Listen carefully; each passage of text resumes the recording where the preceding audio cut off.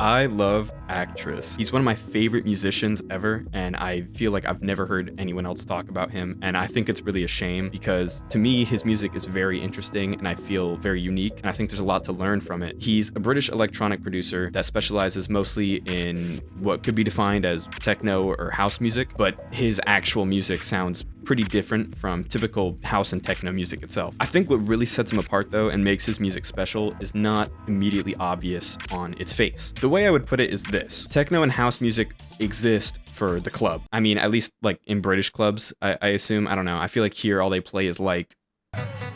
They developed as very social forms of music with the explicit purpose of making people dance. There's very vibrant and human elements to these genres, and they're pretty maximal. I think the most interesting thing that Actress does in his music is taking that warmth and immediacy out of these genres and stripping them to their most bare elements. And I know that sounds like kind of violent, but like I promise it's interesting. I think that by abstracting electronic dance music down to its core ideas, his music kind of lets you see what makes them tick at their core. And he does it with rich and interesting production that I find very fun to listen to. So to really get into the details, I'm gonna go one by one through some of his albums and talk about highlights and what makes them unique and worthwhile individually, because I think he actually changes things up a lot on his albums from album to album. So naturally, the first place to start would be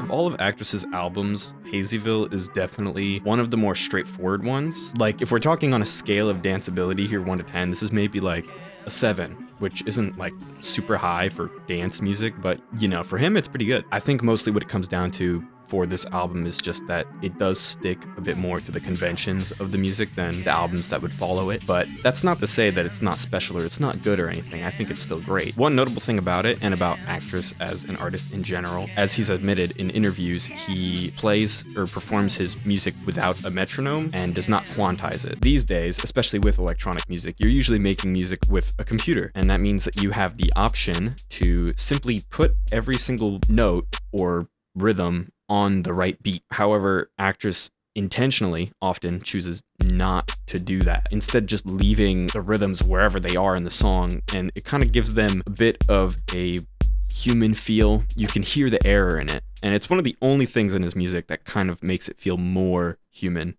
as opposed to maybe less. Anyway, you can hear in this opening song, again, The Addiction, just how all over the place most of the rhythms are. The kicks and snares and hi-hats don't even feel like they belong where they are.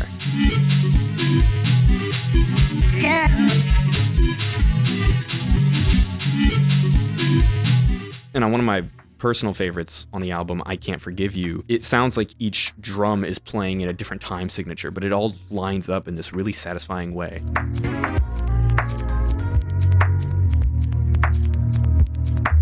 There are some straightforward techno songs on this album, like Crushed. This is like a 10 out of 10 on the dance scale. You can just dance to this. But then there are also some that really reflect the subtlety that I appreciate about Actress's music. For example, Doggin has very quiet percussion, which is pretty unusual for music in this style. These quiet drums are hidden under these overlapping layers of synth. You can even hear this layer of noise that comes in and out of the song. You don't really notice it too much when you're listening, but you can tell when it comes in and goes out, and it gives it this particular texture.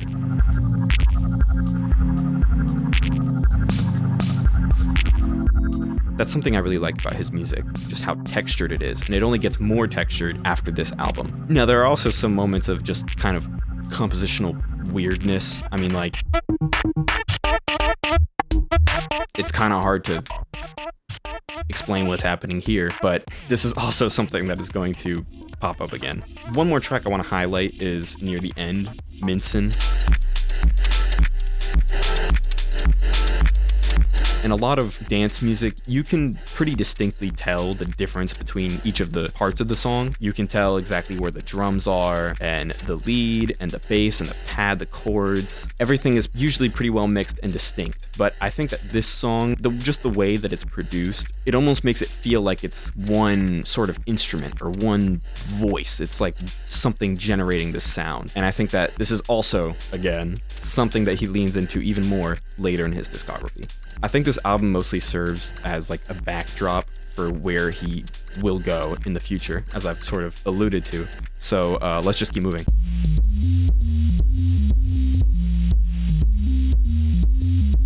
By some accounts, Splash is Actress's best album. In this one, he takes a lot of the things that I think made Hazyville special and just pushes them even further. Like on Lost, which just begins with this very obscured bass line and kick, and it just layers in very quietly and subtly for a couple minutes before it really gets into the track.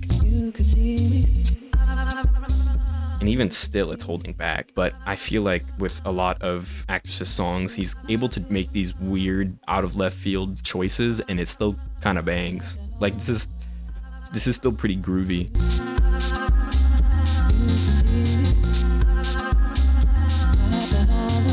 Also, he really gets into, I think, more sound design on this album. Like on the song I think I've listened to most out of any of his, Bubble Butts and Equations.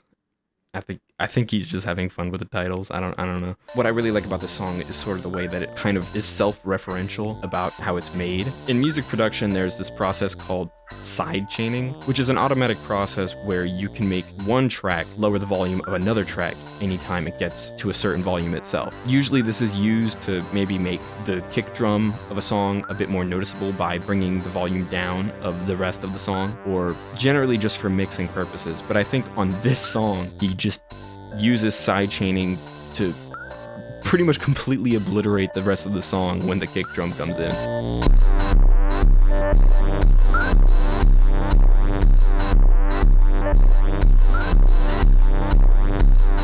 I find it really funny, but it also kind of bangs. Other interesting sound design moments to me are Purple Splash, which contains a sample of Prince's Purple Rain, but like I can't really tell how it's cut up. It's just chopped up and distorted in such a weird way, but it still maintains sort of that 80s pop essence, and it kind of gives the track a unique sort of sound.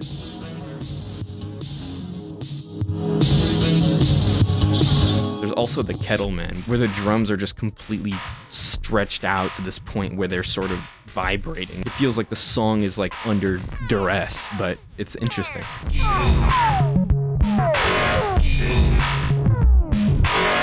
I think this song also kind of highlights another thing that I really like about Actress, and that's how unique like his drums are on each song. When it comes to club music, or really any kind of popular music today, there's sort of three main important drums. The kick, which is the low sound that usually hits on the 1 and the 3. The snare, which complements the kick, usually landing maybe around the 2 or the 4 of the measure. And then the hi-hat, which is higher in the register and usually plays a bit more, providing the main source of rhythm in the song. In a lot of techno music, these three drums can tend to sound a little samey across different songs. After all, it's serving a functional purpose, being at the club and all. So techno producers want to make sure that the audience can really lock in with those sounds every time. However, since Actress is less focused on the club experience and more on just personal listening, I feel like he takes these sounds in completely different and interesting directions that you probably would not find at a club. Like in the Kettleman, where the typical snare sound, you're getting this strange clipping noise. Then there's also Maze, which is definitely one of the slower tracks on the album, but in this one, Actress substitutes the snare and the hi-hat with these chirping synth sounds that layer in with the rest of the instrumental.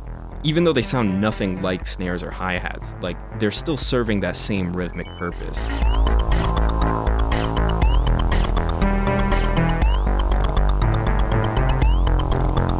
I feel like he's sort of playing with that convention in that way. And then I feel like I should mention Let's Fly, which I think goes beyond subtlety to just the point of minimalism.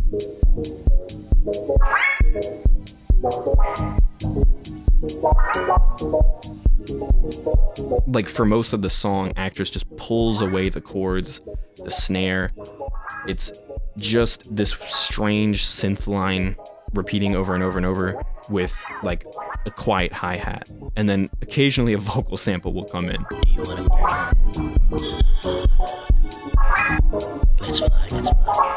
If you listen enough times, though, you can hear those extra little details layered under the song at different points, but they're very, very quiet. In that way, I feel like this song kind of rewards that sort of close listening, and I think it makes it interesting. I know I kind of sound like a broken record, but he leans even more into these ideas in his next project.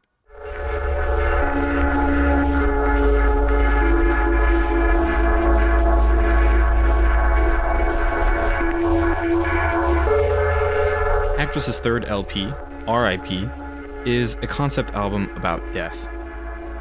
At least that's what Actress says, but it's kind of abstract. The songs on this album are even more minimal and strange than his previous two albums. It almost sounds more like a faded memory of club music than club music itself. For example, on Caves of Paradise, everything is slathered in this sluggish reverb, and it kind of gives it this strange ambiance to it, even if at its core, it's a fairly straightforward club track, albeit with a weird time signature.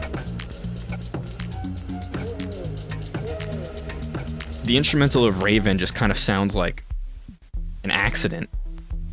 Like he just kind of tapped his keys randomly and then repeated it, and it had a bit of a groove to it for some reason.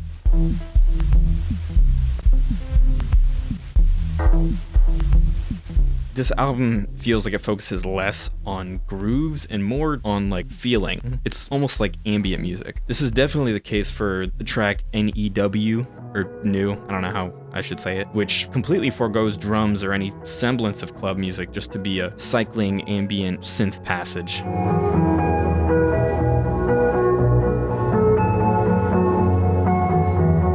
There's a lot of very minimal moments on this album, and I think one of the most impressive that Actress has ever done is on the first full track, Ascending. Like I was talking about before, kicks, snares, and hi-hats are very key to the feel of club music, but they are completely absent on this track. The only thing that remains instrumentally is this cycling keys passage, but the elements of the production actually almost mimic the drum patterns that you would expect from a real club song. For example, the sidechaining technique I mentioned earlier, it's almost as if there's an inaudible kick drum that's playing and it's sidechaining the rest of the beat. You can still hear the whole instrumental dropping in volume every single beat, as if there was a kick drum there. In a similar way, the sound of the white noise in the background that comes back up in volume after each time it drops almost functions like a hi-hat.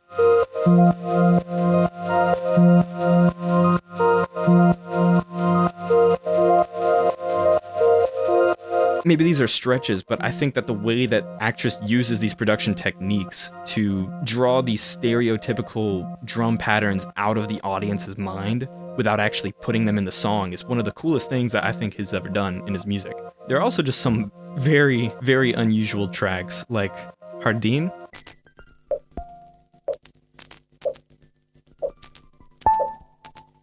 Weird as it may be, I think it's still commendable how Actress is able to make so many different types of just noise. I know not every listener is going to be like, oh my god, new noise unlocked? But I think that in a way he's really adding to the texture of each track. It gives each track its own flavor. The intro of it definitely just sounds like, I don't know, a cat walking on a keyboard. But as it progresses, it actually develops into, I think, one of the most emotive songs on the album. It's very, sad, honestly.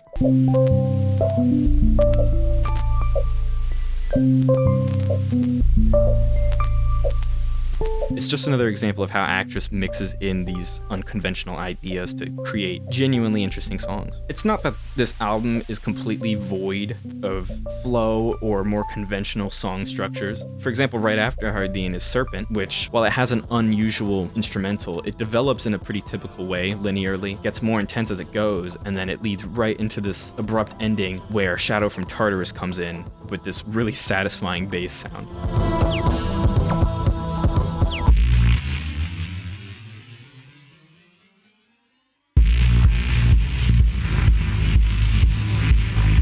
There are still moments on the album where each song kind of flows into each other. I think that more than any of his other albums, all of the songs here really benefit from being listened to in order, because each one is, in a way, so minimal that it feels like you're kind of missing something if you just listen to one by itself. But I think that in a way that is the most impressive thing about R.I.P. It takes these conventional elements of club music language and chooses to use so little of it in each given song that the audience is left to fill in the holes. I think that compositionally this is probably the most minimal that Actress gets, but he definitely goes in a different direction to obscure the music that he's making on his next album.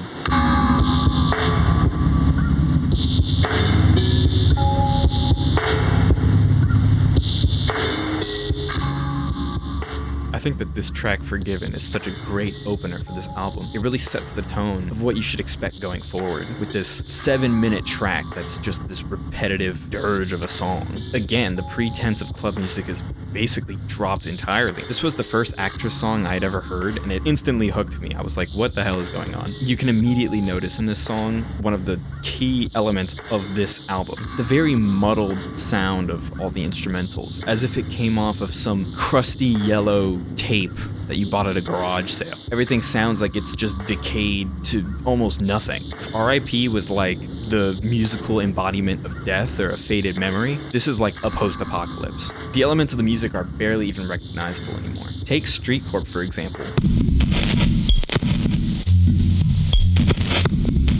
The primary sound on this song is literally just white noise. The bass and the lead keys just kind of supplement that noise rather than being their own distinct elements, and same with the percussion. In fact, the percussion just sounds like, I don't even know how he made these sounds. There are also some more playful tracks on the album, like Corner and Rims.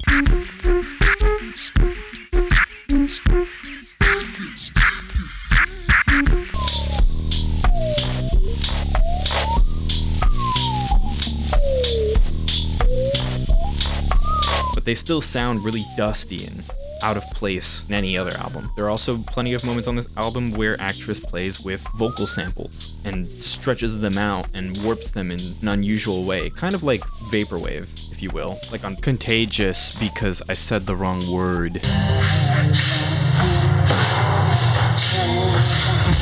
Or on Rap.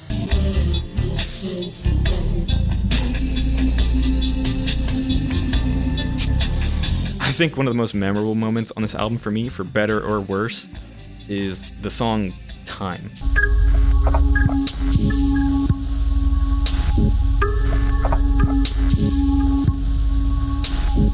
It's just this looping bell sound, basically, with no real percussion, and it's the same thing for 6 whole minutes. This happens for 6 minutes.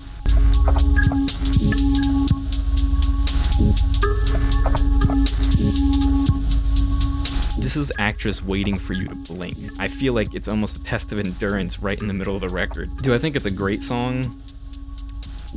I don't know. But it's definitely part of the experience in my mind. And if you happen to wait through it, then you get to hear, I think, one of the most fun tracks that he's made, Gaze.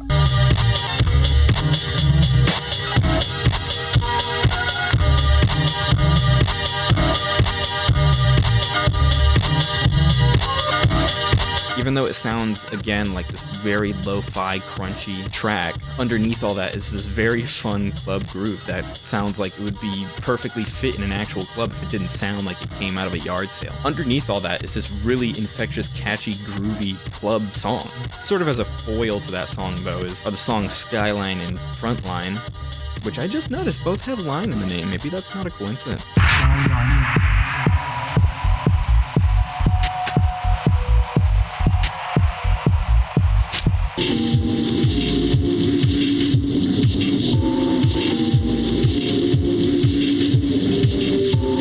But much like moments on R.I.P., they're very, very minimal in their production, but they both play with sound and the actual distortion of their elements in an interesting way, almost like they themselves are instruments in the song. This might be my favorite album by Actress. I just think the way that he was able to make this album sound as if it's deteriorated is just so interesting and is just so wild to me.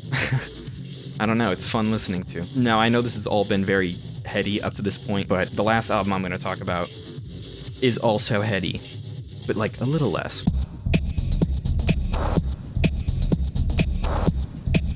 While the trend for Actress's albums was to become more and more and more abstract, I think that Acid is more of a return to, like, sort of what Hazyville was doing. It's a lot clubbier. It might even be the most appropriate Actress music for an actual club, but there's still a bit of those idiosyncrasies that make it his own. For example, on Fantasynth, while the song uses conventional club instrumentation, it really only applies them to this one singular 5 or less second loop that just repeats for 5 minutes straight.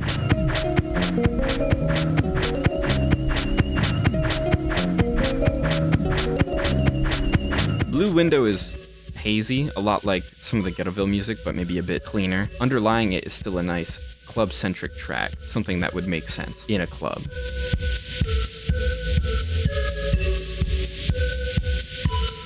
There's definitely a number of abstract tracks here, like Untitled 7, Fire and Chrome,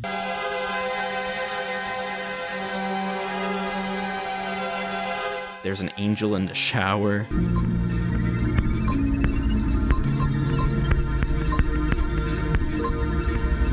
But I think that the real meat and potatoes of this album are its more clubby tracks. Especially, I want to say Extreme. It's probably how you say that.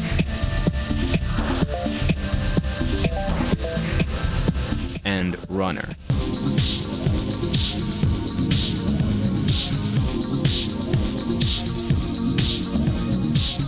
These two fade into each other nicely, and I think that they are some of the most exciting and fun music that Actress has made because they genuinely do just stick to club practices. I still think that they contain some fun sound design that Actress is known for, but they really deliver on sounding like the music that actually inspires Actress. However, I think the most interesting track here is Dancing in the Smoke.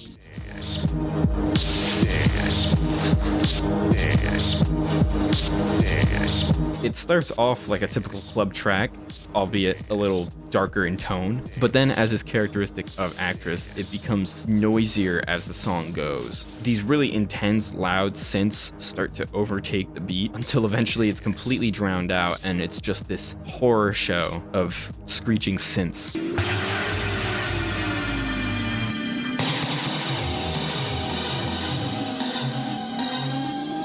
It's a really satisfying progression, I think, at least when it comes to Actress. Overall, even though it does mirror a more conventional techno sound, I think that it's definitely still playing with convention and still pushing boundaries. So I really enjoy it. Now, I'm gonna kind of skip over his last 3 albums. I still think that they're good. I just think that for the sake of, I guess, what I'm discussing, they maybe aren't as applicable. Karma and Desire is a bit more of an ambient experience, playing a lot with pianos, hazy production, and interestingly, a lot of vocal features, which is something new for Actress that he doesn't really come back to either. The Roman numeral for 88, I guess, is a bit of a mix of everything that Actress has done in the past. You can kind of hear songs and think, oh, that would have made sense on R.I.P. or on Ghettoville or on Hazyville or on Splash. There are some highlights on it, but it's probably my least favorite by him. And then Static, his most recent album, is actually a bit of a return to form. I think it might be the best of the 3. In my mind, it sounds a lot like Splash Hazyville era, but I think it's one of the most consistent tonally of his entire discography, and I think it's pretty calm and a bit more inviting than some of the albums I've discussed in this video. So if you wanted to start listening to his music, that might be a good place to start. Dolphin Spray is a great song. Anyway, I hope that this video has kind of captured why I find this artist so interesting. I think that the way that he kind of plays and toys with the ideas of the music that he's making is one of the most interesting things to me. Maybe because I'm a nerd, but you know, I hope that maybe in some way you can appreciate it too after having seen this video. So I hope that you do give his music a shot though, because again, probably my favorite artist. And if I want anything, it's for people to actually listen to him. So thank you for your time.